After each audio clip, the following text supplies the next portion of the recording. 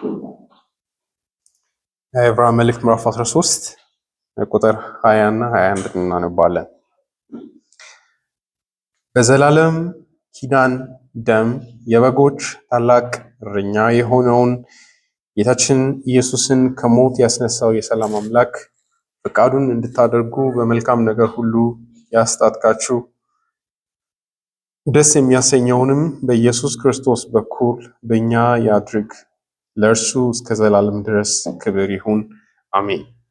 እግዚአብሔር እንዲያስተምረን ከእኔ ጋር እንጸልይ።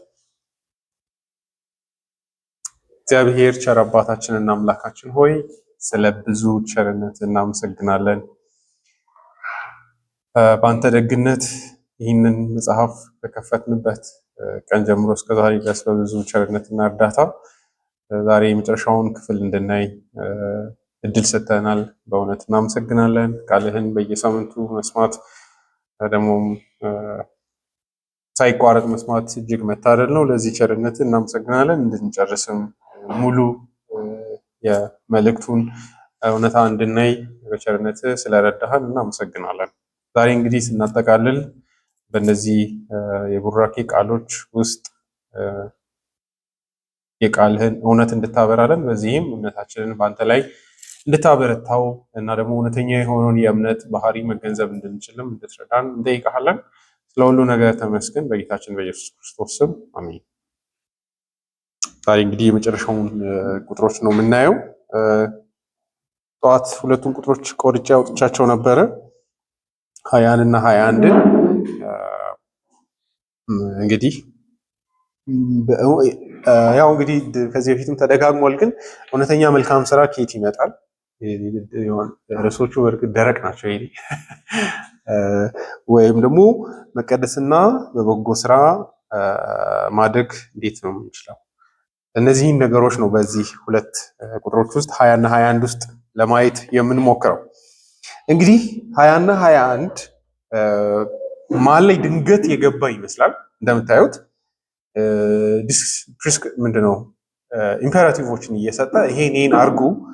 ቁጥር 17 ላይ እንደምታዩት ለመሪዎቻችሁ ተገዙ አለ። ከዛ ለእኔ ጸልዩልኛልና ድንገት አቆመና በዘላለም ኪዳን በጎች እንደዚህ አለና ቁጥር 22 ላይ ተመልሶ ወንድሞቼ ይጻፉላችሁ ብሎ ይቀጥላልና 20 21 እንዲሁ መሀል ላይ ትንሽ ያንባረቀ አይነት ይመስላል። ግን ቀስ ብላችሁ ስታዩ ድንገተኛ እንዳልሆነ ታያላችሁ። ማለትም ወደ ጸሎት እንደሄደ ታያላችሁ። ጸሎቱም ደግሞ አሁን ከተሰደረበት እውነታ ጋር የተያያዘ እንደሆነም ታያላችሁ። እሱም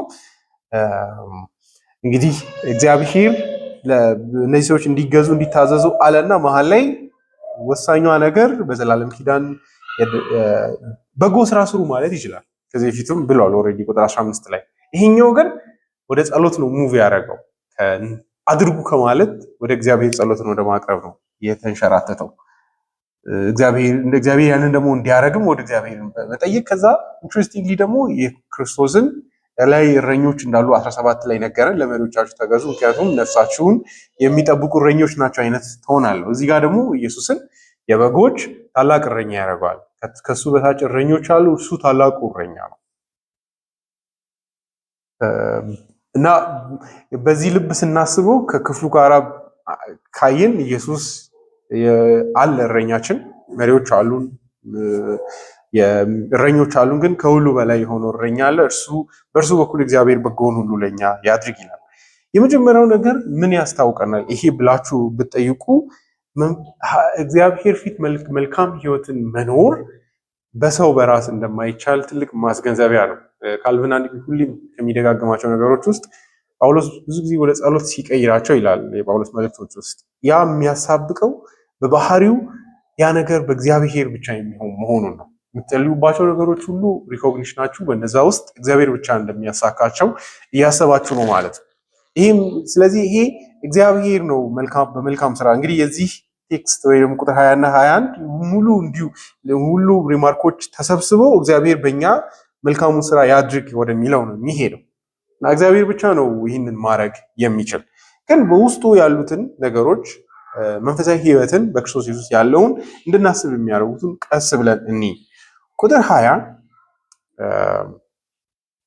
በዘላለም ኪዳን ደም የበጎች ታላቅ እረኛ የሆነውን ጌታችን ኢየሱስን ከሞት ያስነሳው ብሎ ይጀምራል። እንግሊዝኛው ኦርደሩን እሱ የተሻለ ነው ለእኔ ለማስረዳት ሞር የተሻለ ስለሆነ ማለት ትርጉሙ ሳይሆን የነገሮቹን ትስስር ለመስራት ይቀለኛል። Now the God of peace that brought again from the dead our Lord Jesus, that great shepherd of the sheep, through the blood of the everlasting covenant ይልና ምን ለማለት እንደፈለገ ቁጥር 20 ላይ ይሄዳል። እነዚህ ቁጥሮች ውስጥ ምንድን ነው የምንገነዘበው? በጣም ቀስ ብላችሁ እንድትሰሙ ፈልጋለሁ። ምክንያቱም ይሄ ቁጥር የሚያሳየን እግዚአብሔርን ማወቅ ወንጌሉን ማወቅ how much ጸሎትን ራሱ አፌክት እንደሚያደርግ ያሳያል። ማለት ጸሎታችሁን እንዴት ገቨርን እንደሚያደርግ ያሳያል። ስለ እግዚአብሔር የምታስቡት ነገር፣ ስለ እግዚአብሔር አእምሯችሁ ላይ ያለው ሳቤ እግዚአብሔር ጋር ያላችሁን ግንኙነት ይወስነዋል። ይሄ በደንብ ስሙኝ። ወደ ጸሎት መሄድ አለመሄዳችሁ የሚወሰነው ምን አይነት አምላክ እንዳላችሁ ማወቅና ለማወቅ ላይ ያርፋል። እጅግ የእግዚአብሔርን ማንነት ኦልቲሜትሊ እግዚአብሔርን በደንብ ስታውቁት ነው የምትጸልዩት። ይሄን እንዴት እንደማሳው የእግዚአብሔርን መሰጠት፣ እግዚአብሔርን ማንነት፣ ለራሱ ስም ያለውን ቦታ ከዛ በእርሱ ለሚታመኑ ያለውን መሰጠት በደንብ ሲገባችሁ it changes the way። ግን ጥያቄው ያንን አይነት እግዚአብሔርን መረዳት በልቤ ውስጥ ሊፈጥር የሚችል ነገር ምንድን ነው? ለምሳሌ አሁን አንዳንዴ እግዚአብሔርን መውደድ እንፈልጋለን፣ ግን ምንድነው አፌክሽንን እግዚአብሔርን እንደወድ የሚያደርገኝ ነገር ምንድን ነው? ልቤን በኃይል የሚሞላው ነገር ምንድን ነው? ምንን ባስብ ነው? በዚህ ረገድ የእምነትን ሎጂክ መረዳት እጅግ ወሳኝ ነው። ያን ስላችሁ እምነት የሚንቀሳቀስበትን መርህ መረዳት። ካልቪን በጣም ኢምፕረስ ከሚያደርጉ ኢንስቲትዩት ላይ ከሚናገራቸው ነገሮች የእምነትን ባህሪ በተመለከተ ሲያወራ እምነት እግዚአብሔር ኤግዚስት እንደሚያደርግ ማመን አይደለም ይላል። ከሁሉ በፊት እግዚአብሔር መኖሩን ማመን መቀበል አይደለም ይላል። ከዛ ደግሞ አለፍ ይልና መንፈስ ቅዱስም እግዚአብሔር አብም ኢሚዲየት የእምነታችን ኦብጀክት አይደሉም ይላል፣ ማረፊያ አይደሉም ይላል። እንደው ምን ይላል? እንደ መሰላል። ይሄን እንግዲህ ሰርፕራይዙን ላቆየው አልችልም። እንደ መሰላል እምነታችን ክርስቶስ ላይ ይነጥርና ነው ወደ እግዚአብሔር አብና ወደ መንፈስ ቅዱስ የሚሄደው ይላል።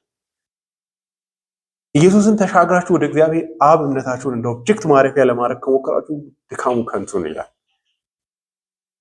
እንዴት ነው ግን ኢየሱስ ለኛ የእምነት ማረፊያ የሚሆነው? አንድ አካልን ልናምን የምንችለው ራሱን ለኛ በሰጠበት ልክና ደግሞ በገለጠበት ልክ ነው። የራሱን ዊል የራሱን ሐሳብ ስለእናንተ ምን እንደሚያስብ ስለእናንተ ምን አይነት እቅድ እንዳለው ሲያሳያችሁ በዛ ላይ ተመስርታችሁ ወደዛ አካል የምትሳቡት። በዚህ ረገድ ክርስቶስ የእግዚአብሔር ልብ ኤክስፕሬሽን ነው፣ ወይ ደግሞ የእግዚአብሔር የማይታየው አምላክ ነጸብራቅ።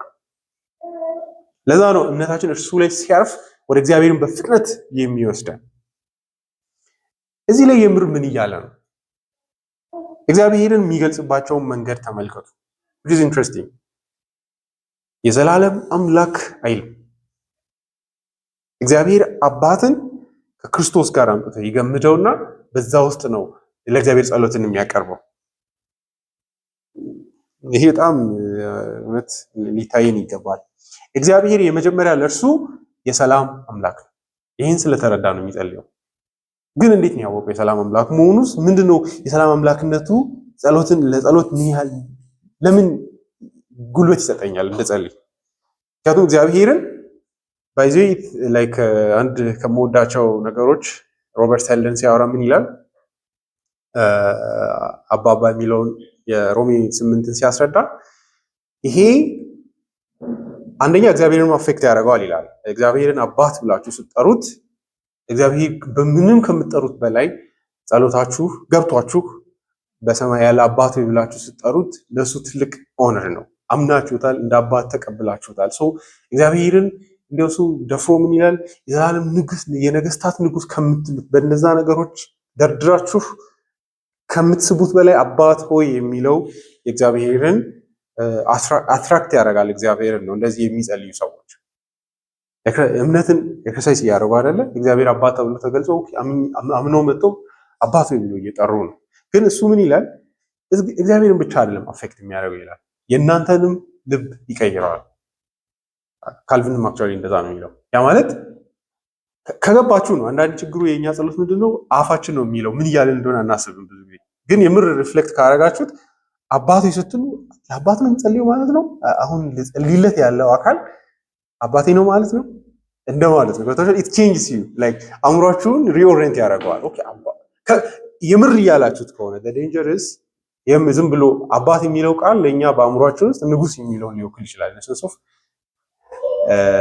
የምር ሚኒንጉ ትርጉሙ ካልገባ ያንን ግን የሚያስተካክልልን ነገር አለ። እሱ ወደ ማውራት እሄዳለሁ። በእርግጥ አንድ ጊዜ ማይክል ሪስ ሲያወራ ምን ይላል? ብዙ ጊዜ ሰዎች እግዚአብሔር አባት ነው ሲባል ብዙ ጊዜ አይረዱም ይላል። ላይክ እግዚአብሔር ፈጣሪ ከመሆኑ በፊት አባት ነው ይላል። እነሰንስ ኦፍ እግዚአብሔር ፈጣሪ መሆኑ የተገኘ ነገር ነው ማለት አይደለም። የሆነ ጊዜ ያገኘው ማንነት አይደለም። ፈጣሪነቱ ራሱ የአባትነቱ ኤክስፕሬሽን ነው ይላል ፍጥረት ራሱ። ለምን ብትሉ እግዚአብሔር በባህሪው ወደ ውስጥ ምንም ነገር ወደ ሰው አይጓዝም። ምንም ነገር ፋውንተን ኦፍ ኤቭሪ ጉድ ነው ይላል። እግዚአብሔር ከውስጡ ወደ ውጭ ነው የሚወጣው ነገሮች እንጂ ወደ ውስጡ ምንም ነገር አይጓዝም። እና ቱ ቢ ፋደር ይላል። እንዲያውም አባት መሆን ማለት ቢብሊካል ሄዳችሁ ካያችሁ መገኛ እንደማለት የነገሮች ሁሉ የሚፈልቁበት አካል ነው ማለት ነው ይላል። እና እንዲሁም ማሳየው ፍጥረት ነው ይላል። ፍጥረት የእግዚአብሔር ባውንትፉል የሆነ እጆቹ ንፉግ ያልሆነ አምላክ የመሆኑ ማሳያ ነው ይላል። አንዳንድ እውነትም ነው አይደለ? ይሄ ፍጥረትን ስታዩት በሆነ ረገድ በጣም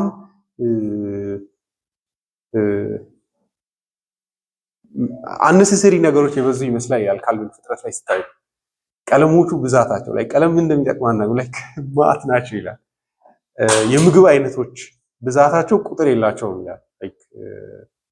የእግዚአብሔርን ደግነት ያሳያል ሲል ማለት ነው። ላይክ እንደ አንዳንድ ሰዎች ስቶይኮች ይላል እግዚአብሔርን ሲያስቡ በቃ ምግብ ውሃ ከጠጣን በቂ ነው።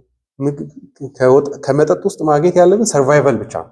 ከተደሰትን ኃጢአት ደስታ ትንሽ ከተሰማችሁ ወይም ምግብም ሰርቫይቫል ነው። ላይክ የሚፈለገውን በልተን ሌላ ነገር መደሰት የለብን ይላሉ ይላል። ይሄ በጣም እጅግ ክፉ የሆነ ትምህርት ነው ይላል። እግዚአብሔር ፍጥረት ላይ አብዛኛው ነገር አስቡ ደል የሆነ እንደ ኤነርጂ ዝም ብላችሁ ግሉኮስ ከተት አድርጋችሁ ግን ዴር ኢዝ ድራማ አይደለ? ምግብ ስትበሉ አፋችሁ ብዙ ነገር ይከሰታል።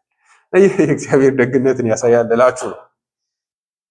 ግን ከሁሉ በላይ ጠንካራ በሆነ መንገድ የእግዚአብሔርን አባታዊ ማንነትን የቱ ጋ ነው ግን የምናገኘው? አእምሯችንስ የምር በጣም ሪል በሆነ መንገድ አፌክት ሊያደርግ የሚችለው ወይ ደግሞ ልባችንን ስለ እግዚአብሔር ስናስብ ሊቀይረው የሚችለው የትኛው ነው ብለን ብናስብ በክርስቶስ ኢየሱስ እግዚአብሔር ራሱን የሰጠበት መንገድ እንደዛ ጠንካራ የሆነ የሰውን ልብ ሪኦሪንት የሚያደርግ ነገር የለም። ግን ቅድም እንዳልኳችሁ አባት የሚለው ቃል ግን ሰዎች ኤክስፒሪየንሳቸውን ይዘው ነው የሚተረግሙት። ችግሩ እሱ ነው ይላል።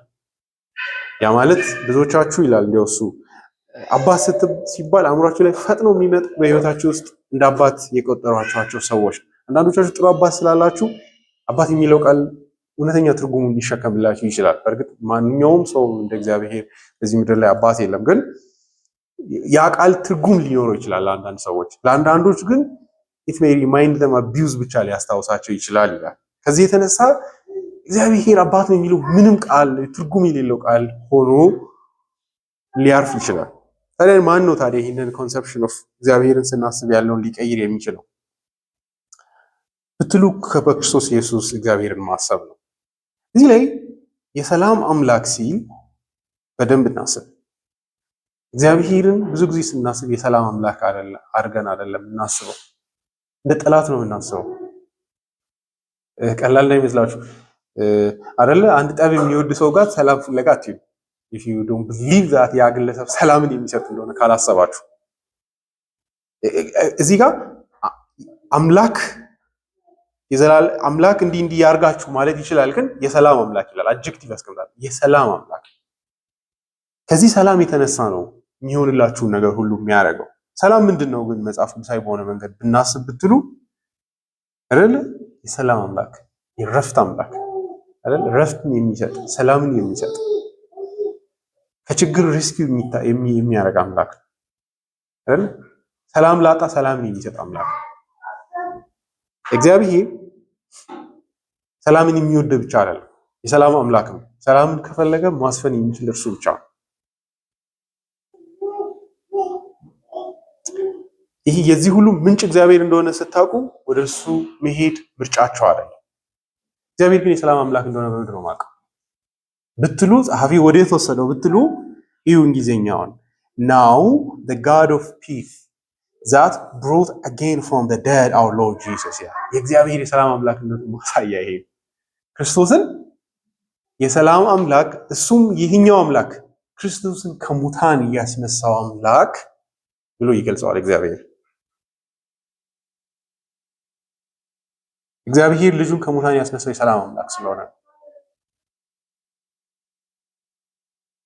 የእግዚአብሔር ሰላማዊ አምላክነቱ ማሳያው ጌታችን ኢየሱስን ከሙታን እግዚአብሔር ማውጣቱ። ከዚህ በላይ ምንም ሊያሳምናቸው አይችልም። እግዚአብሔር ሰላምን የሚፈልግ አምላክ መሆኑ ስለእናንተ ህይወት እንትና ይላል ዋልተር ማርሻል። እግዚአብሔር ዲፕ ዳውን ለህይወታችሁ ክፉ ጠላት እንደሆናችሁና እቅድ እንዳለው እያሰባችሁ መቼም ቢሆን መንፈሳዊ ህይወታችሁ ደህና አይሆንም ይላል። ላይመስለን ይችላል፣ ግን የአብዛኛው ሰው እግዚአብሔርን ሲያስብ ብቻ ለመቻቻል ነው ከእግዚአብሔር ጋር የሚኖረው። ማለትም እግዚአብሔር ጠላት ነው፣ ግን ከእግዚአብሔር ጋር ሰላምን ማሳለጥበት መንገድ እንደማበጃጅ አድርጌ ላስብ እችላለሁ። ለህይወቴ ሰላምን የሚፈልግ ድነትን የሚፈልግ አምላክ አድርጌ ላላስብ እችላለሁ። ነገር ግን የእግዚአብሔር ውጫዊ የሆነ የተገለጠው የእግዚአብሔር ዊል ኤክስፕሬሽን የሆነው ክርስቶስ ስለ እግዚአብሔር የምናስብበት መንገድ መቀየር መቻል አለበት። አትናሺስ ኦን ዘ ኢንካርኔሽን ላይ ከሚያወራቸው ነገሮች ውስጥ አንዱ ክርስቶስ ወደዚህ ዓለም የመጣበት ምክንያት የሰው ልጆችን መረዳት ስለ እግዚአብሔር ያለውን ለመቀየር ነው ጭምር ይላል። ክርስቶስን ስናይ ስለ እግዚአብሔር የምናስብበትን መንገድ እንደገና ሪቫሉዌት ማድረግ አለብን። ለጸሐፊውም የእግዚአብሔር ሰላም አምላክነቱ የተደበቀ የተሰወረ ነገር አይደለም። ክርስቶስን ከሙታን ማስነሳቱ ሰላምን የሚወድ አምላክ መሆኑ ትልቅ ማሳያ ነው። እንዴት ልትሉ ትችላላችሁ። ክርስቶስ ለምንድን ነው እግዚአብሔር ከሙታን ያስነሳው? አንደኛ ሻሎም ማለት ይሄ በጣም ትልቅ ነገር ነው። ለአይሁዶች ሰላም ማለት የሁለት ሰዎች መታረቅ ብቻ አይደለም አይደለ? ኦን ዘ ስካተን መጨረሻ ላይ ሁሉ ሰላም የሚሆኑበት ጊዜ ይመጣል። እግዚአብሔር ሲነግስ ማለት ነው መጨረሻ ላይ አይደል? ያ ታላቁ ሰላም ኤቭሪ ፔን ኤቭሪ ኢቪል ኤቭሪ ክፉ ሁሉ ነገር የኃጢአት ርዝረሽ ተጽዕኖ ሁሉ ጠፍቶ ያ ብቻ አይደለም ነው የእግዚአብሔር ፍጹም የሆነው ደግ ፈቃዱ የሚታወጅበትም አይነት ነው። መታረቅ ከሚለው ያልፋል ለአይሁዶች። እግዚአብሔር ያንን ነው በልጁ ክርስቶስን ከሙታን በማስነሳት የገለጠ። ሰላምን ነው በህይወታችን ላይ በክርስቶስ ኢየሱስ ትንሣኤ ያወጀው። የሰላም አምላክ ነው። የሰላም አምላክ ስለሆነ ነው ልጁን ኢየሱስን ከሙታን ያስነሳው። ያንን አምላክ ጋር እየቀረብን እንደሆነማ ልናምን ይገባል። ለዚህም ደግሞ ክርስቶስ ለኛ የተገለጠ የእግዚአብሔር ፈቃድ ማሳያ መሆን አለበት። እግዚአብሔር ስለወደደንም ጭምር ነው። ማርቲን ሄንሪ እንደዚህ ይላል፣ the great work attributed to him he has brought again from the dead our Lord Jesus raised himself by his own power, but the Father involved himself in it, attesting thereby that justice had been satisfied, that the law fulfilled. He rose again for our justification, and that divine power by which he was raised is able to do everything for us that we need. ከዚህ ነው እንግዲህ ለኛም ጸሎቱ ለኛም የሚፈልቀው ከዚህ እውነታ ነው። የክርስቶስ ትንሣኤ ነው የህይወታችን ዋስትና። ደግሞ እግዚአብሔርንም ከማወቅ ረገድ ስለ እግዚአብሔር ያለንን መረዳት በመቀየር ረገድ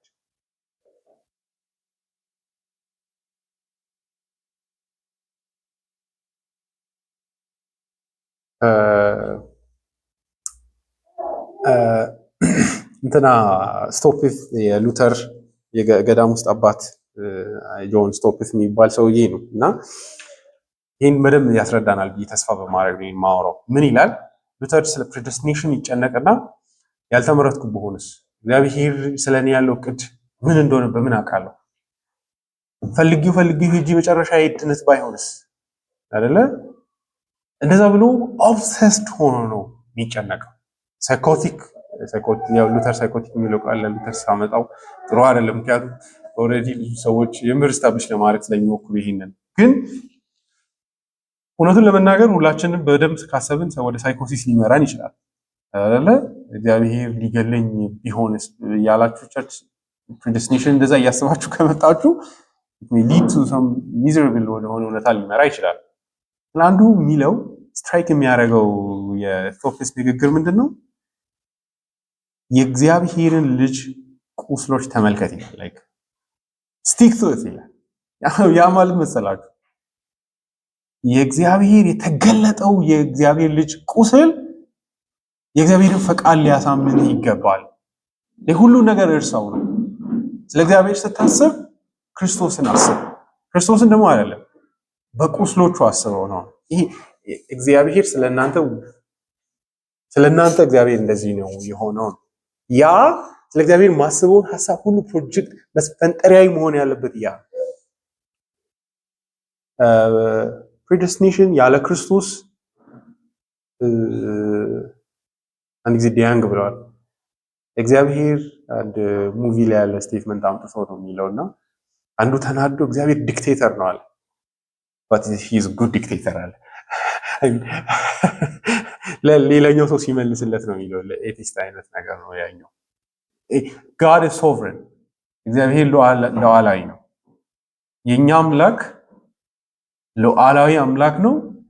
የጌታችን ኢየሱስ ክርስቶስ አባት እግዚአብሔርን በዛ አይነት መንገድ ነው ኢንካውንተር ማድረግ ያለብን። ይሄ በመስቀሉ ልጁን አሳልፎ የሰጠው አምላክ ራሱ ነው ሶቨሬን፣ ሌላ አምላክ አይደለም። ስለዚህ እግዚአብሔርን ስናስብ ከዚህ የተነጠለ ሐሳብን ለማሰብ መሞከር የለብንም። ሌላ የተደበቀ ዓላማና የተሰወረ እቅዶች እንዳሉት ከዛ ደግሞ ስለ እግዚአብሔር ኢቭን ስናስብ አእምሯችንን ይሄ የእግዚአብሔር መገለጥ ገቨርን ሊያደርገው ይገባል። አእምሯችን ላይ ኢንትሩድ የሚያደርጉ ሐሳቦች ሁሉ ዝም ብሎ መንሳፈፍ የለባቸውም እንደፈለጉ።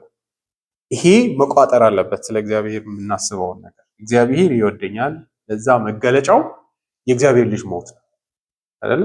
አእምሯችሁ ብዙ ነገር ሰጀስት ሊያደርግ ይችላል፣ ያደርጋል። የምር ግን ኢየሱስ እኔንም ይወዳል፣ እኔንም ለማዳን ይፈልግ ይሆን? ዝም ብዬ ቸርች ላይ ተለጣፊ በሆነ ጌሙን ሳስቴን የማድረግ አካል ብቻ በሆነስ አእምሯችሁ እንደዛ ሊል ይችላል።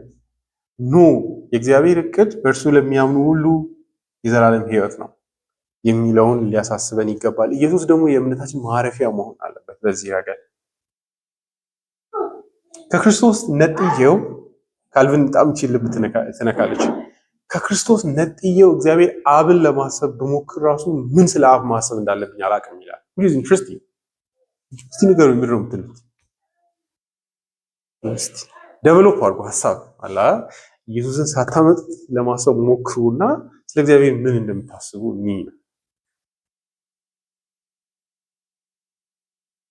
በክርስቶስ ኢየሱስ ግን እግዚአብሔር ምን ብዬ ያስባል? ልጁን ሳይሳሳ የሰጠ አባት አረጋለሁ ሳይሆን he is that አይደለ? ዓለምን እንዲሁ ከመውደዱ የተነሳ ልጁን የሰጠ ስለኛ አሁን ሳይሰስት የገዛ ልጁን የሰጠ እንደዛ ነው እግዚአብሔርን ማሰበው። ስለኛ ልጁን ከሙታን ያስነሳ እያልን ነው የምናስበው ስለ እግዚአብሔር አባት ራሱ in light of Christ ማለት ነው፣ ከክርስቶስ አንጻር ማለት ነው። ክርስቶስ በዚህ ረገድ የእምነታችን ማዕከል ነው። ኢቭን መንፈስ ቅዱስን ስናስብ የአንዱ ካሪዝማቲክ ሙቭመንት ትልቁ ክፋቱ ምንድነው ብትሉ ዲስጆይንት ያደርገዋል። ያለ ኢየሱስ መንፈስ ቅዱስን እንደምታገኙ ፕሬዘንት ያደርግላቸዋል። ኢየሱስን ሳታስቡ ራሱ ቀጥታ መንፈስ ቅዱስ ጋር መሄድ ትችላላችሁ። ግን መጽሐፍ ቅዱስን ኬርፉል ስታዩ ምንድነው የሚያደርገው? በክርስቶስ ኢየሱስ በመንፈሱ ተቀብተናል አይደለ? የመንፈስን ስጦታ በእርሱ ነው ያገኘነው። ወደ ሰማያት ከወጣ በኋላ መንፈሱን ያፈሰሰው ራሱ ጌታችን ኢየሱስ ነው። በእርሱ ነው መንፈስ ቅዱስን የተቀበልነው። ኢቭን መንፈስ ቅዱስ ምንም እንኳን ዳግም ድረስ ቀርቦ ቢመጣ ራሱ የመጣበት ምክንያት ክርስቶስ ከሰማያት በላይ ስላለፈና ስለተቀመጠ ነው። ሲሰራም ደግሞ መልሶ የሚያደርግልን ነገር እንደው ጥሉ ዳግም ድረስ እንድናገኝ በማድረግ ክርስቶስን ዩናይትድ እንድንሆን ነው የሚያደርገው። ከክርስቶስ ጋር ነው አንድነትን የሚሰጠን ጳውሎስ። ለዛ ነው አብንም መንፈስ ቅዱስንም ከክርስቶስ የማይለየው ይላል። እንደውም ለዚህ ነው እንደውም እንዲሁ ቢዘረዘር አይመጣልንም ነበር ይላል ሮሜ ላይ ያለውን ሲያወራ። ሮሜ 8 ላይ የሚለውን ይሄ ኳሊፊኬሽን ኢንቴንሽናል ነው። ላይክ ጳውሎስ አንድ የሆነ ነገርን እየገደበ ነው ይላል። ላይክ የሰዎች አእምሮ ወደ ሌላ ቦታ ሊሄድ ስለሚችል ይላል። እንደው እዛ ላይ ሲያወራ ሮሜ ምዕራፍ 8 ቁጥር 9 እናንተ ግን የእግዚአብሔር መንፈስ በውስጣችሁ የሚኖር ከሆነ በስጋ ሳይሆን በመንፈስ ናችሁ። ወዴት ይወስዳል? በፍጥነት ማንም የክርስቶስ መንፈስ ከሌለው እርሱ የክርስቶስ አይደለም። ነገር ግን ክርስቶስ በውስጣችሁ ካለ ሰውነታችሁ ከኃጢአት የተነሳ የሞተ ቢሆንም መንፈሳችሁ ከጽድቅ የተነሳ ሕያው ነው። ኢየሱስን ከሙታን ያስነሳው እርሱ መንፈስ በእናንተ የሚኖር ከሆነ ክርስቶስን ከሙታን ያስነሳው በውስጣችሁ በሚኖረው በመንፈሱ ሟች ለሆነ ሰውነታችሁ ሕይወትን ይሰጣል። የእግዚአብሔር መንፈስ አለውና ግን በፍጥነት የክርስቶስ መንፈስ ወደሚለው ይሮጣል።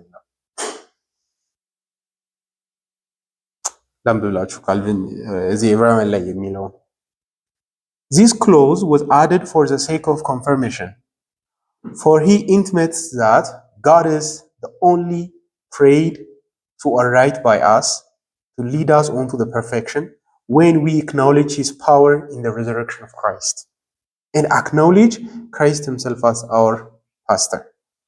He, in short, would have us to look to Christ in order that we may rightly trust in God for help. For Christ was raised from the death for this end, that we might be renewed unto eternal life by the same power of God. And he is the great pastor of all, in order that we may protect the sheep committed to him by the Father. ምን ያለ ቀላል ነገር ነው፣ ግን ምን እያለ ነው? እግዚአብሔር ክርስቶስን ከሙታን በማስነሳቱ ለኛ እያደረገ ያለው ምንድነው ብላችሁ ብትጠይቁ ይህንን ኃይል ለእናንተ ሰጣችኋለሁ። ወደ እግዚአብሔር ለጸሎት ስመጣ የምመጣው በክርስቶስ ኢየሱስ የተገለጠውን ኃይል እግዚአብሔር ለኔም ኤክሰርሳይዝ ያደርጋል በሚል እምነት ስለ ኃጢአት ማሸነፍ ድል ማድረግ እግዚአብሔር ኃጢአትን እንድላቀቅ ድል እንዳደረግ ይፈልጋል የሚልን ምሳሌ ብቻ አይደለም ሪያሊቲ ጭምር ነው። ኢየሱስን እግዚአብሔር ከሙታን ሲያስነሳው ለኛ ህይወት ምን እንደሚያስብ ማሳያ ነው። ሞትን እንዲረታ ከጀርባችን እንዲነሳ ነው የሚፈልገው። የኃጢአት ኃይል እግዚአብሔር ነው አይደል? አንዳንድ ጊዜ ምን ማለት ነው ብትሉ አንዳንድ እግዚአብሔር ከኃጢአት ሊያድናችሁ የሚፈልግ ላይመስላችሁ እስከሚችል ድረስ ልትጠራጠሩ ትችላላችሁ አይደል? ማለትም ኬር ያደርጋል እንዴ? ኃጢአት ከኔ ጀርባ ከኔ ህይወት ቢወጣ ባይወጣ እግዚአብሔር ምን ያስባል? የምር የእግዚአብሔር እቅድ በዚህ ረገድ ምንድነው ለኔ አይደለ? የክርስቶስ ሪዘረክሽን የእግዚአብሔር ኃይል ማሳያ ብቻ አይደለም፣ የእግዚአብሔርን ዊልም ጭምር ለኃጢአተኞች ያሳያል። ልጁን ከሙታን ዓለም እንዳስነሳው በእርሱ የሚያምኑትን ሁሉ በዚህ ኃይል ሊያስነሳ ነው የእግዚአብሔር ሐሳብ። የክርስቶስ ትንሣኤ ለኛ የሚያስተምረን እሱንም ነው። እኛ ላይ አንዳች ክፉ እንዲነግስ የእግዚአብሔር ፈቃድ አይደለም። ጨለማው፣ ሞት፣ ሰይጣን፣ ምንም ነገር ኃጢአት አይደለ? ሐዋርያው ጳውሎስ ሮሜ ምዕራፍ 8 ላይ በጣም ከልብ ከሚነኩ ስቴትመንቶች ይሄ ነው አይደለ? ብዙ ሰው ይሄንን በአግባቡ አያነብም። እናንተ ኢየሱስን ምሰሉ አይደለም የሚለው የእግዚአብሔር እቅድን ሲያወራ ሮሜ ምዕራፍ 8 ቁጥር 28 እግዚአብሔርን ለሚወዱትና እንደ ሐሳቡ ለተጠሩት ነገር ሁሉ ተያይዞ ለበጎ እንዲሰራ እንደሚያደርግላቸው እናውቃለን። እግዚአብሔር አስቀድሞ ያወቃቸውን የልጁን መልክ እንዲመስሉ አስቀድሞ ወሰናቸው። ይኸውም ከብዙ ወንድሞች መካከል እርሱ በኩር እንዲሆን አስቀድሞ የወሰናቸውን ጠራቸው፣ የጠራቸውን አጸደቃቸው፣ ያጸደቃቸውን አከበራቸው። ምን እያለ ነው ብትሉ ኢየሱስ ላይ ያደረገውን ሁሉ ልጆቹን ያደርጋቸዋል። እንዲመስሉ ሲባል ብዙ ጊዜ ኢቲካሊ ነው የሚታሰበው። በቃ ኢየሱስን መምሰል እንደዛ አይደለም የሚያወራው፣ ስለ ክብር ነው የሚያወራው። ኢየሱስ ለኛ ምንድን ነው የሚለው? በኩር ነው የሚለው። he is the beginning እንጂ መጨረሻው የኛ ክብር ነው። ልጁን ከሙታን አስነስቶ እንዳከበረውና ኤግዞልት እንዳደረገው ሁሉ በእርሱ የሚያምኑትን ሁሉ ከሞትና ከጨለማ ከኃይል ሁሉ ከፍ አድርጎ ያወጣቸዋል። ይሄ እግዚአብሔር የተገለጠ ፈቃዱ ነው ስለኔ ስለናንተ።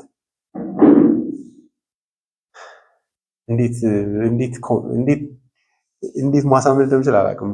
ለመጸለይ ማለት ነው እንደዚህ ኢንካሬጅ የሚያደርግ ነገር የለም። ሰይጣን አንዳንዴ እግዚአብሔር ከኃጢአቶቻችን ጋር ተቃቅፈን እንዲኖር አለ አይደለ?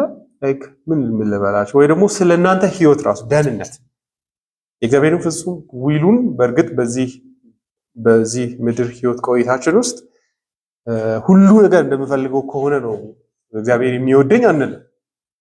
ግን ጳውሎስ ሮሜ ላይ የሚለው እሱ ነው። ላይክ ወዴትም ሄድ ወዴት ግን የእግዚአብሔር ዊልን ግን ማየት አለብን። ኤንድ ኦፍ ዘ ዴይ ልጁን እንድንመስል ነው ይላል። ያ ደግሞ የተገለጠ የእግዚአብሔር ፈቃድ የኛ ስጋ የሆነው የኋለኛውን አዳምን ነው እግዚአብሔር በዚህ አይነት መንገድ ቺት ያደረገው። በደንብ ስሙኝ። ስለ እግዚአብሔር አሁን እሺ እንደዚህ ብላችሁ አስቡ። ይሄ ጸሎት ሌላ ቅርጽ ይይዝ ነበር ኦልድ ቴስታመንት ላይ ቢሆን። ለምሳሌ ዳዊት ስለ እግዚአብሔርን ለምህረት ለመጠየቅ ሲለምን አቤቱ እንደ ምህረትህ መጠን ማረኝ።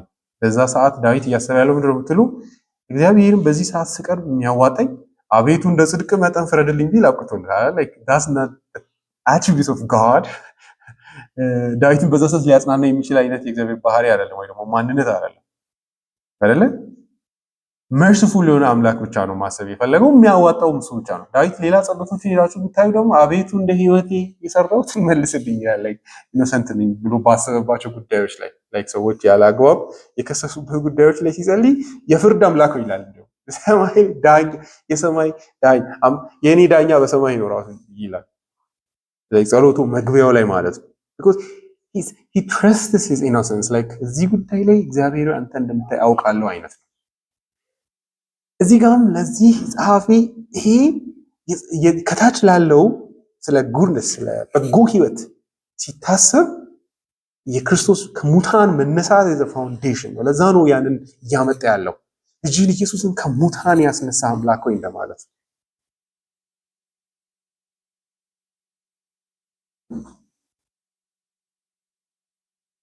የእምነታችንን ማረፊያ ነው። እግዚአብሔር ለኛ የሚያደርግልንና የሚከውንልን ሁሉ ነገሮች በእርሱ ውስጥ ልናየው እንችላለን። በክርስቶስ ውስጥ ልናየው እንችላለን። የእግዚአብሔርን ፍቅር፣ ደግነት እና ደግሞ ለጸሎትም የሚያበረታውን እውነታ ማለት ነው።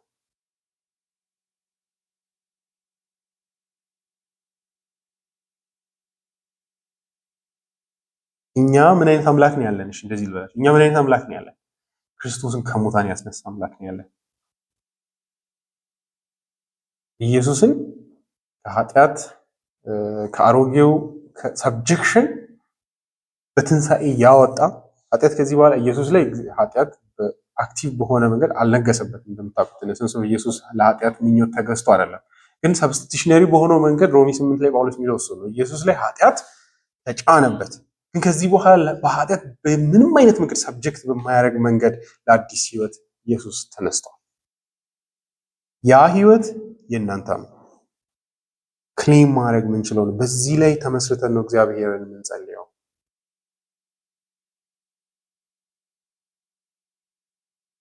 ሌላ ደግሞ በደንብ አስቡ። እምነት ላይ ስትጸልዩ አንድ ካልቪን ከሚመክራቸው በጣም ኢንትረስቲንግ ነገሮች አንዱ ነፍሳችሁ የፈራችበት ነገር ላይ የእግዚአብሔርን ማንነት በፍጥነት ጎትቱ ይላል። አንደኛውን አትሪቢዩት የሚያስፈራችሁ ኃይል ሊሆን ይችላል። ኃይለኛ ሰዎች ሊያስፈሩ ይችላሉ። የዛን ሰዓት ላይ የእግዚአብሔርን ኃይለኝነት ሁሉን የምትገዛ አምላክ ሆይ በላችሁ አምጡት። ከዛ በኋላ ጸሎታችሁን ይከፍተዋል ይላል። ምክንያቱም ሳብስታንሺየት ያደርገዋል። አእምሯችሁ ውስጥ እግዚአብሔርን በዛ ማንነቱ ታስቡና ይቋጥርላቸዋል። ጸሎታችሁን ከዛ በኋላ ይገራዋል። የእግዚአብሔርን ፍቅር ስትጠራጠሩ ልጅህን ኢየሱስን አሳልፈ የሰጠህ አባት ሆይ ብላችሁ መጸለይ ማለት ነው። የኃጢአት ይቅርታ እግዚአብሔር ላይሰጥ እንደሚችል ሲያስፈራ ሰይጣን ወይም አእምሯችሁ የእግዚአብሔርን ይቅር ባይነትን በክርስቶስ ኢየሱስ መናገር። በእርሱ የሚያምን አያፍርም ተብሎ ተጽፏል። እኔ በክርስቶስ አምናለሁ ብሎ ማወጅ ማለት ነው። ልክ እንደዛ ነው።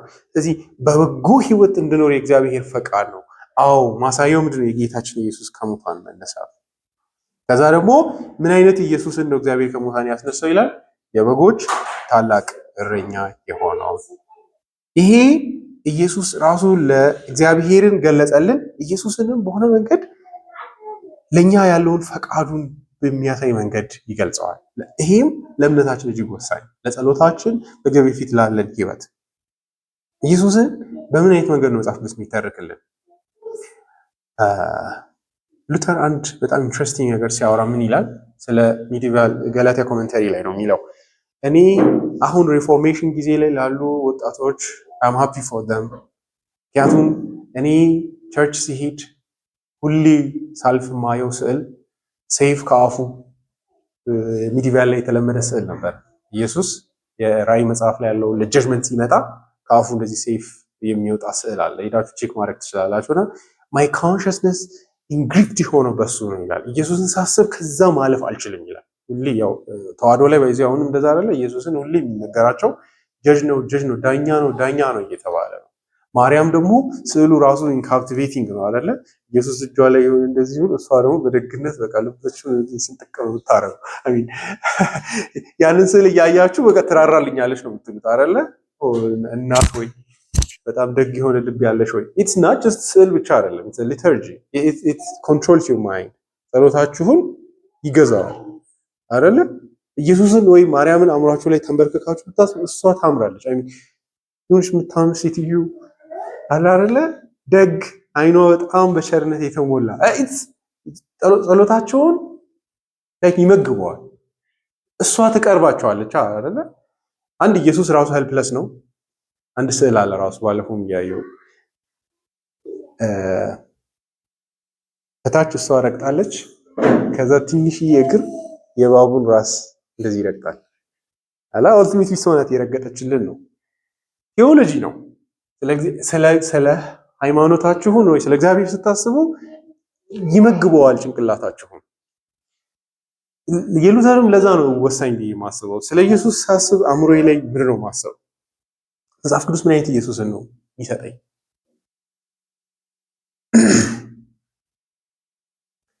በሁለቱም ፎር ዩር ሴፍቲ ነው መጽሐፍ ቅዱስ ፕሬዘንት የሚያደርገው። ኢየሱስን እንደ አንበሳም ሲናገር ለማጽናናት አይደለ? ዮሐንስ ሲያለቅስ ምን አለው? ከይሁዳ ነገድ የሆነ አታልቅሳል አይደለ? ኮንከረር የሆነ አንበሳ ተነስቷል። ከዛ ግን በግ ነው ይላል። ደግሞ ኢማጂኔሽናችን በዚህ አይነት መንገድ ነው በክርስቶስ ኢየሱስ ማንነት መሞላት ያለበት። ጠላቶቼን ሁሉ ሊያሸንፋቸው ኃይለኛ ነው። ከሱ በላይ ማንም የለም። ዳሪዝብን ማስፈራሪያ አይደለም። አላ ኢየሱስ ዳኛ ነው፣ ማርያም ነው የምታዋጣቸው የሚባልበት ሳይሆን ኢን ሂዝ ሬይን ራሱ ለኔ ነው። ማንም አይደለ? እንዲሁ ኢየሱስ ኃይለኝነቱን ያወራል አይደለ? ኃይለኝነቱን ያወራል እኮ ማንም በጎቼን ከኔ እኔ አም ሶ ስትሮንግ ይላል አይደለ? ዮሐንስ ራእይ ላይ ዮሐንስ ወንጌል 10 ላይ ያለው እሱ ነው። እኔ ኃይለኛ ነኝ። ሊትራሊ እንደዛ ነው። እኔ ኃይለኛ ነኝ፣ ማንም ከእጄ አያወጣችሁ። ስለ ስትሬንግዝ ካወራን ከዛ ደግሞ ይህን አላምን ካላችሁ እነርሱን የሰጠኝ አባቴ ከሁሉ በላይ እናንተን መውሰድ የሚፈልግ ሰው ካለ መጥቶ ፒንክ በጣም የሚያምራል we are clapped by strong to divine hands ይላል። እናንተን መውሰድ የሚፈልግ ሰው የእግዚአብሔር አብና ወልድን እጅ በዚህ መክፈት አለበት ይላል። which is both in his powerfulness በኃይለኝነቱ is for you in sense of እግዚአብሔር በኃይለኝነቱ አማኝንና አላማኝን የሚለየው እግዚአብሔርን ሲያስቡ ይሄ ነው። የእግዚአብሔር ሶቨሬንቲ ለልጆቹ ዋስትናቸው፣ ለጠላቶቹ ማስፈራሪያ አይደለ? እግዚአብሔር ለኛ ንጉስ ነው። ምን አይነት ንጉስ ነው? ግን አባታችን ነው ንጉስ።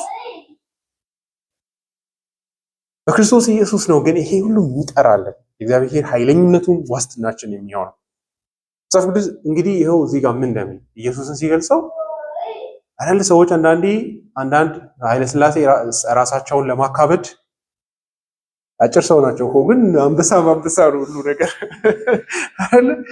ሚይዞ የሚጨብጠው ግቢ ውስጥ ያለ ሁሉ ምንድነው? አም ላይን ነው አይደል? ላይክ ኢትስ ትሬትኒንግ የሆነ እንትን ነው አይደል? ስታብሊሽ እያደረገ ነው ኢማጂኔሽን ላይ ለሰዎች ራሱን ከአንበሳ ጋር አንድ አይደንቲፋይ እያደረገ ስትሬንግዙን ብርታቱን ለማሳየት ማለት ነው። ወይ ደግሞ ያስፈራራችሁ ነው።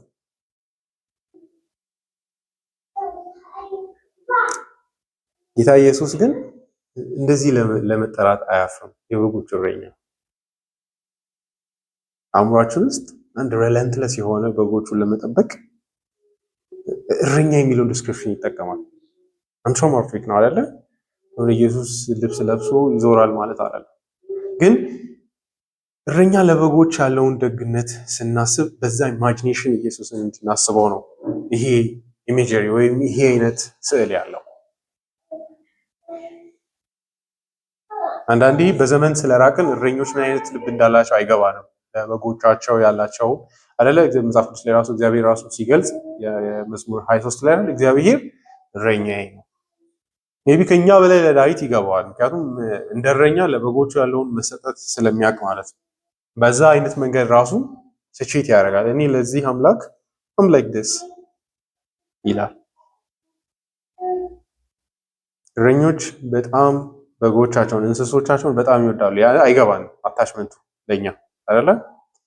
ዮሐንስ ወንጌል 10 ላይም ለዛ ነው እኔ በጎቼን አሳልፌ አልሰጥም፣ እኔን ገሎ ነው ማለፍ ያለበት ይላል። ኢየሱስ እንደዚህ አይነት ኮሚትመንት ለራሳችሁ እንዳላችሁ አስባችሁ ታውቃላችሁ ወይስ የሆኑ አማኞችን ይወዳቸዋል? እምነት በዚህ ልዩነቱ ያ ነው። በእውነ ረገድ እኛ ራሱ የባለግን ነው የሚመስለን እንደዛስ ብናስብ አይደለ? እናንተ ራሳችሁን ልትወቅሱ እንደምትችሉ አውቃለሁ። አይ እንደዚህ ባወራ ማን ነው እንደው ናርሲሲስት ልትሉ ትችላላችሁ። ኢየሱስ እኔን በዚህ መንገድ ነው የሚጠብቀኝ ብል ማለት እና ማመንን እንደ ድፍረት እናየዋለን እላችሁ።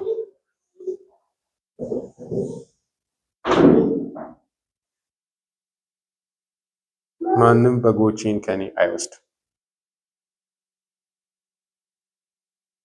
እኔ እሞታለሁ ነው። ላይክ የበጎቼ መጥፋት ከኔ ሞት በኋላ ፎሎ ነው የሚያደርገው።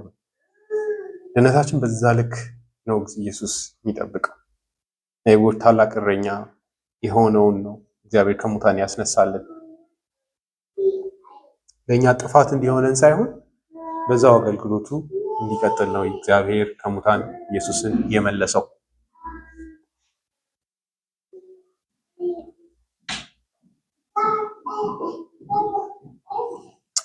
ከዛ ለዚህ ዋስትና ግን ምንድን ነው ጠንካራ መሰረት ብትሉ በዘላለም ኪዳን ደም ነው። እንግዲህ አንዳንዴ ደም የሚለውም ነገር ብዙ አይገባንም። ኮቨነንትም ብዙ ጊዜ አንረዳም ስለማናስበው፣ ላይክ አእምሯችን በደንብ ሪፍሌክት ስለማያደርግ ጊዜ ሰጥቶ። ግን እንግሊዝኛው ኦርደሩን እዩ። ናው ዘ ጋድ ኦፍ ፒስ that brought again from the dead our Lord Jesus, that great shepherd of the sheep, through the blood of the everlasting covenant. የክርስቶስን ደም መረዳት፣ የኪዳን ደምን መረዳት ኢዝናጀስት ደም ብቻ አይደለም። የኪዳን ደም መረዳት ለህይወታችሁ ወሳኝ ነው። ለጸሎትም ብቱ ለእምነት ህይወታችን ነው። የእግዚአብሔር ልጅ እንደሚወደን ማሳያ ነው።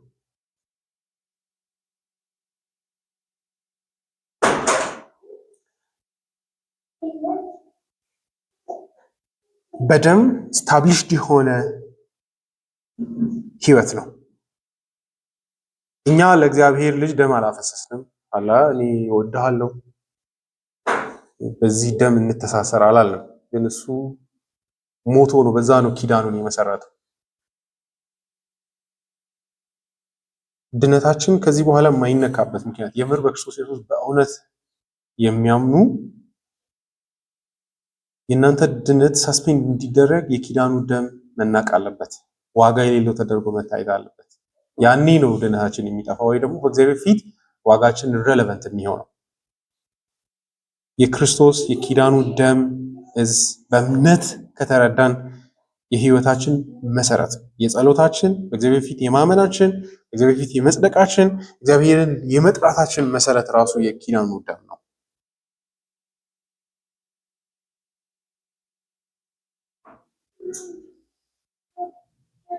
ኪዳን ከዚህ በፊት የነበሩ ኪዳኖች በምንድን ነው የሚጸኑት? ኦልድ ቴስታመንት ላይ ያሉት አይታችሁ ከሆነ በወፎች ደም አይደለ? በእንስሳት ደም ነው። የእነሱ ደም ራሱ ይከበራል ኪዳኑ እንዳይነካ። የኪዳኑ ኮንዲሽኖች ሆኑ የኪዳኑ በጎ ነገሮች ማለት ይጠበቁላቸዋል። ደሙ ሴኩሪቲ ነው። ሰንስ ኦፍ ያ ለምሳሌ ኪዳኑ ውስጥ የተሰጣችሁ ተስፋ በየወሩ የሆነ ደሞዝ የሚከፈልበት ሊሆን ይችላል ብላችሁ አስቡ። በቀላሉ ስታብሊሽ ያደርገዋል ያንን ፕሮሚስ።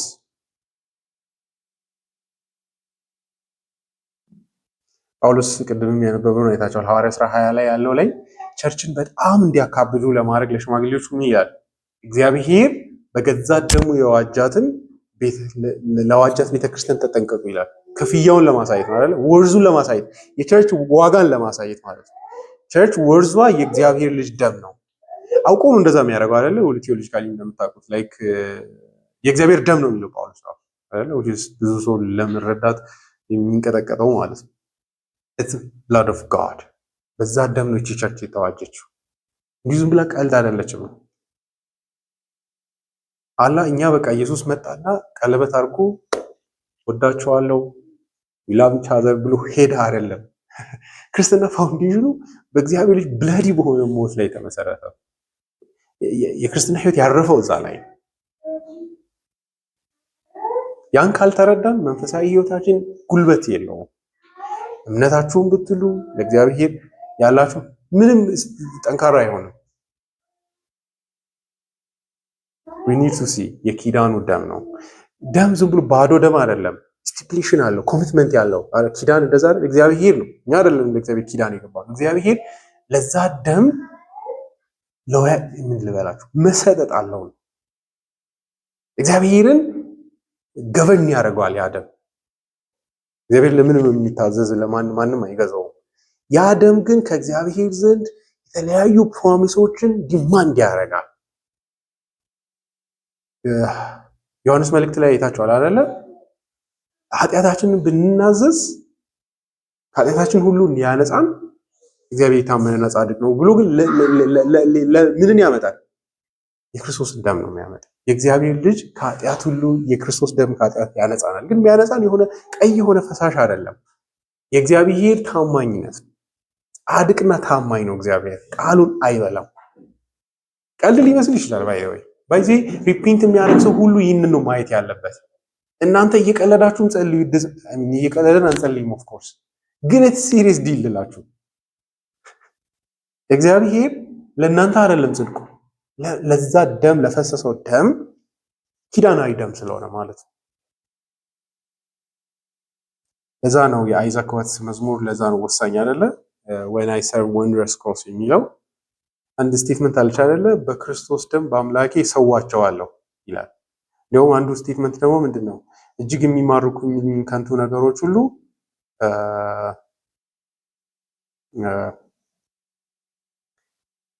ሰዋቸዋለሁ በእርሱም በደሙ ነው የሚለው። የክርስቶስ ደም የኃጢአትን ኃይል እንዴት ላይክ ያ ፍቅርና ያ መሰጠት ንቀቴ ሁሉ ላይ የምወዳቸው ነገሮች ላይ ራሱ ንቀትን እንዳፈስ ጉልበት ይሰጠኛል ይላል። ልበላችሁ አእምሯችንን ይሄ ደም መግዛት አለበት። የበጎች ታላቅ እረኛ ነው፣ ግን ያ ብቻ አይደለም። through the blood of the covenant ነው፣ በኪዳኑ ደም ነው እግዚአብሔርን እየቀረብን ያለ ነው። አንድ ጊዜ አንድ ሰው ሲጸልይ we pray in the name of Jesus አለና we pray in the name of the blood አለ። ደስ ትላለች። አንዳንዴ እሱ ሊገባን ይገባል። ይሄ ጸሎት ተራ ጸሎትም ሊሆን ይችላል፣ ግን በልጅ ደም ነው የምጠይቅህ ነው እግዚአብሔርን እያልክ ያለሁት። ለዚህ ደም እግዚአብሔር ኮቨነንት አለው። ስለዚህ እግዚአብሔርን ኢንቪዥን ስናደርግ እነዚህ ነገሮች አእምሯችን ላይ መምጣት አለባቸው። የእግዚአብሔር ልጅ እረኝነት፣ የእግዚአብሔር ልጅ የኪዳኑ ደም፣ የእግዚአብሔር ደግሞ ልጁን ከሙታን ማስነሳት ስለኛ፣ እነዚህ ነገሮች ናቸው ጸሎትን የሚያፈልቁት።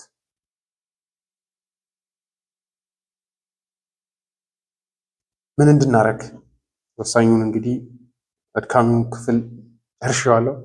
ምን እንድናረግ ነው ይሄ ሁሉ? ቁጥር 20 እና 21 ለዚህ ነው ያያችሁ። ከዚህ ጋር ነው የሚመጣው። ቁጥር 21 ፈቃዱን እንድታደርጉ በመልካም ነገር ሁሉ ያስታጥቃችሁ። ይሄ አምላክ ያስታጥቃችሁ።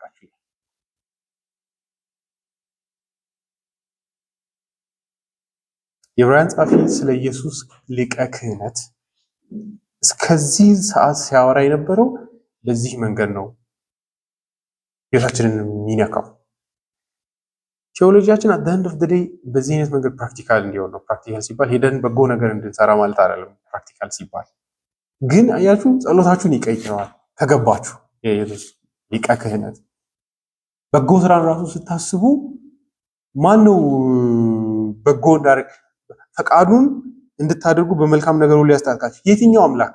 ኢየሱስን የሰላም አምላክ ኢየሱስን ከሙታን ያስነሳው የበጎችን ታላቅ እረኛና በኪዳኑ ደም በኩል ልጁን ያነሳላችሁ አምላክ በበጎ ስራ ያስታጥቃችሁ ይላል።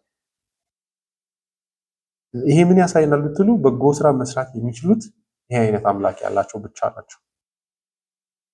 የእግዚአብሔር በክርስቶስ ኢየሱስ ከሙታን ያስነሳው አምላክን የሚያውቁ ብቻ ናቸው በጎውን ማድረግ የሚችሉት።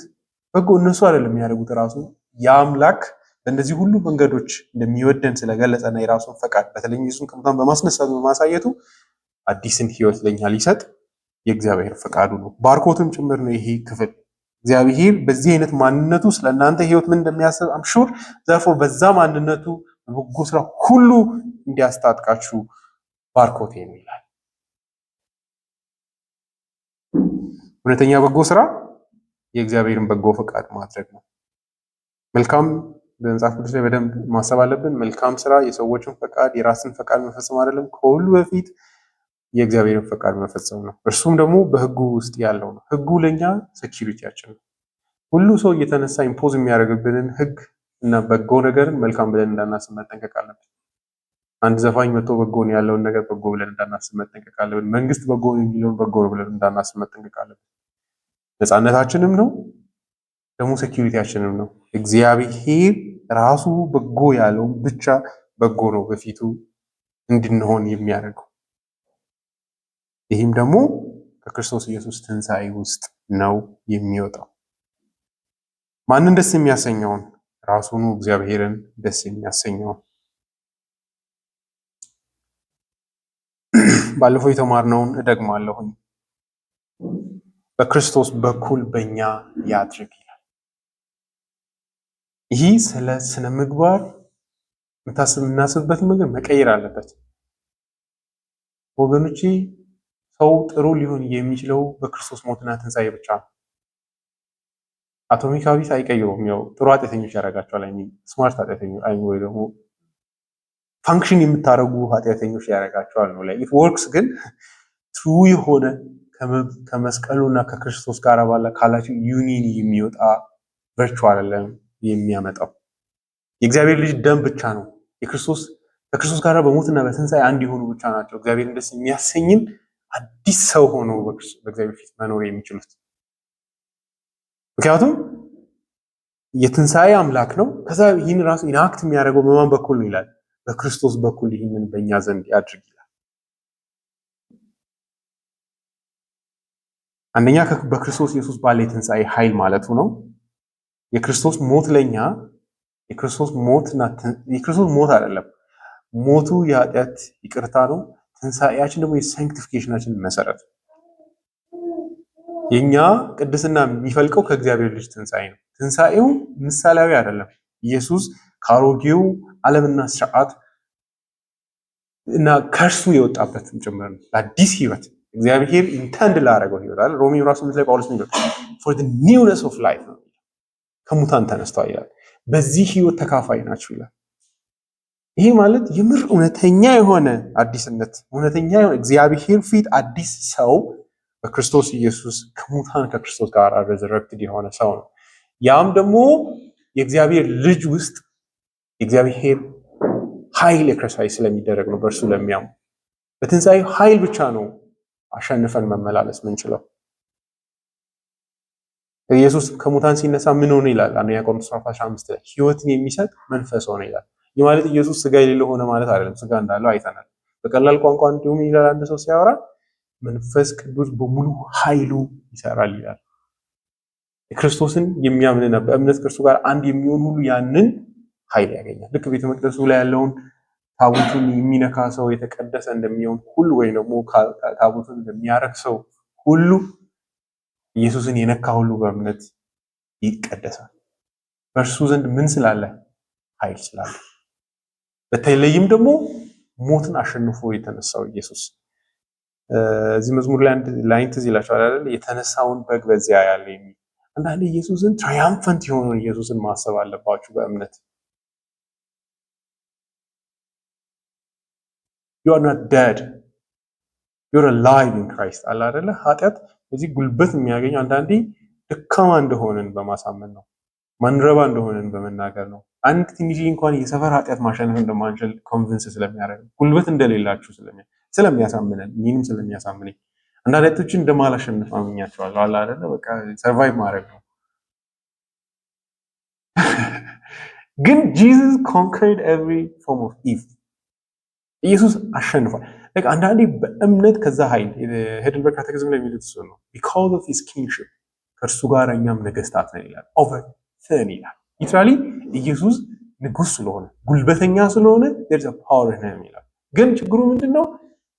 ያንን ኃይል ኤክሰርሳይዝ የምናደርግበት መንገድ ለኛ ደካማ ሆኖ ነው የሚታየን።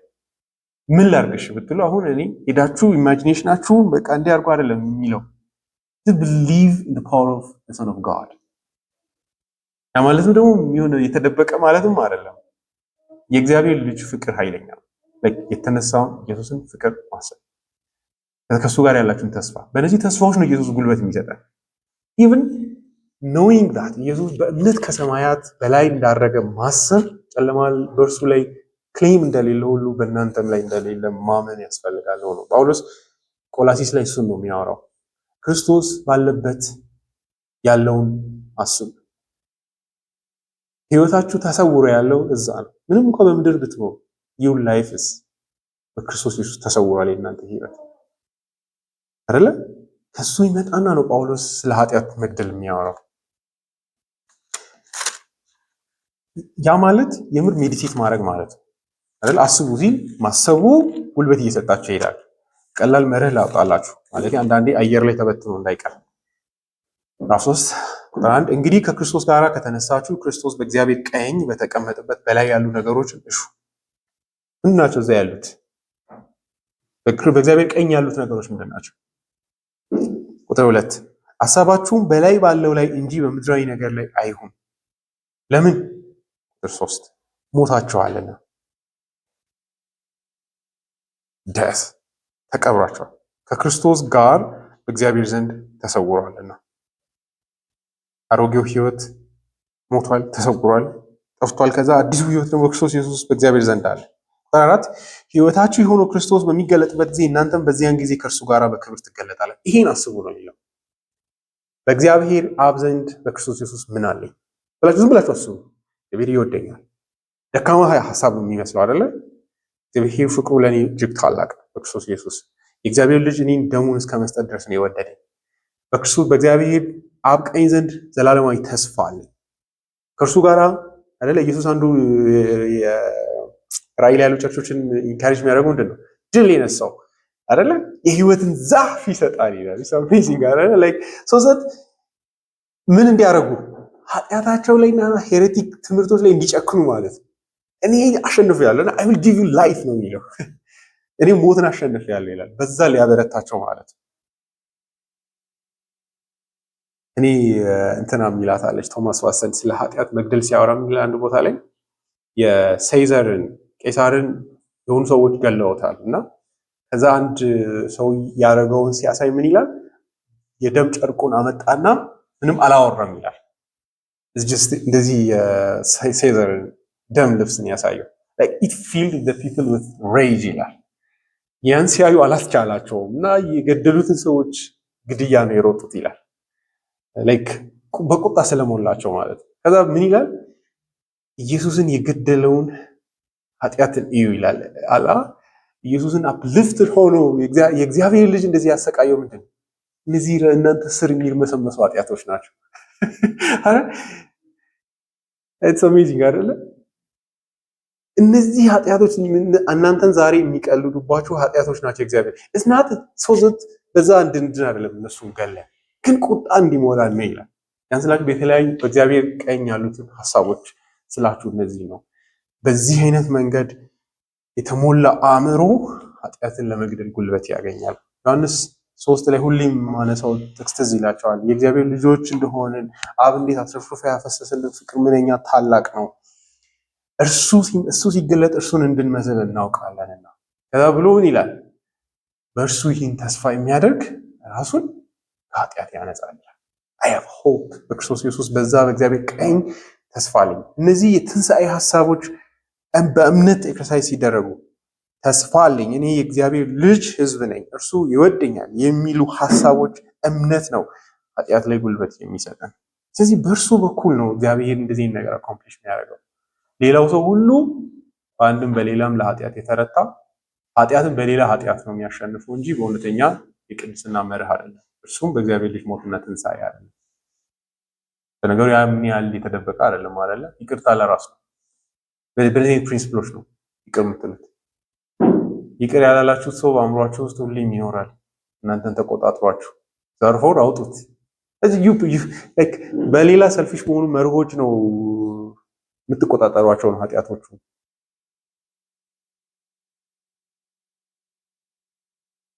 ወይም ደግሞ ዛሬ ተገናኝተናል፣ ዛሬ እዚህ ሰው ላይ መጨከን የለብኝም፣ ለምን ነገ ሌላ ቦታ ላገኘው እችላለሁ። አይ አላለ ዲፕ ዳውን ሰልፊሽ የሆኑ መርሆች ናቸው የሚገዙት ነው። በዚህ አይነት መንገድ የሚመጣ ቅድስና የሚመስል ነገር አለ።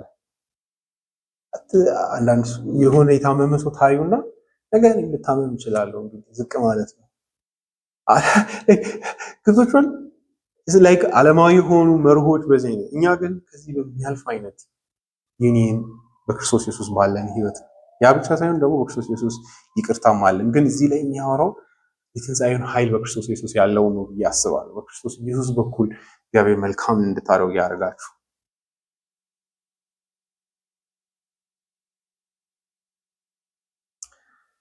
ለዚህ አምላክ ለእርሱ እስከ ዘላለም ድረስ ክብር ይሁን። ይህን ላደረገው አምላክ ይህን አሁን በህይወታችን ውስጥ ለሚያደርግ አምላክ እግዚአብሔርን ለዚህ እናመስግን አይደል? ኢየሱስን ከሙታን ስላስነሳው ያ ምን አይነት ኢየሱስን ስላስነሳው እኛ እንደረኛ የሚራራው ኢየሱስ ክራሽ ለማድረግ እኛን ሊጎዳን ጉልበትን ይዞ ከሙታን ሳይሆን የተነሳው እረኛ ለመሆን ይንከባከብ ከክፉ ኢንትሩደሮች ለመጠበቅ ብሎ የተነሳውን ያን ኢየሱስን ያስነሳውን አባት እናስብ። ደግሞ ዘላለማዊ በሆነ የኪዳን ደም የተመሰረተውን የህይወት አዳኝ እናስብ። ያንን አዳኝ ያስነሳልን አምላክ እናስብ። ኢየሱስን ብቻ እናስብ። ይህን ኢየሱስ የሰጠን እግዚአብሔር አብ እርሱ አጮልቀን እግዚአብሔርን ነው ማየት ያለብን አባት።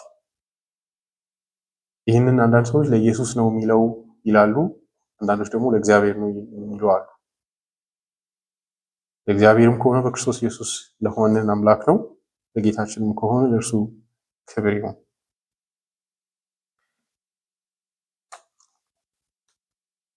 ለእናንተም እላለሁ በዘላለም ኪዳን ደም የበጎች ታላቅ እረኛ የሆነውን ጌታችን ኢየሱስን ከሙታን ያስነሳው የሰላም አምላክ ፈቃዱን እንድታደርጉ መልካም ነገር ሁሉ ያስታጥቃችሁ፣ ደስ የሚያሰኘውንም በኢየሱስ ክርስቶስ በኩል እኛ ያድርግ። ለእርሱ እስከ ዘላለም ድረስ ክብር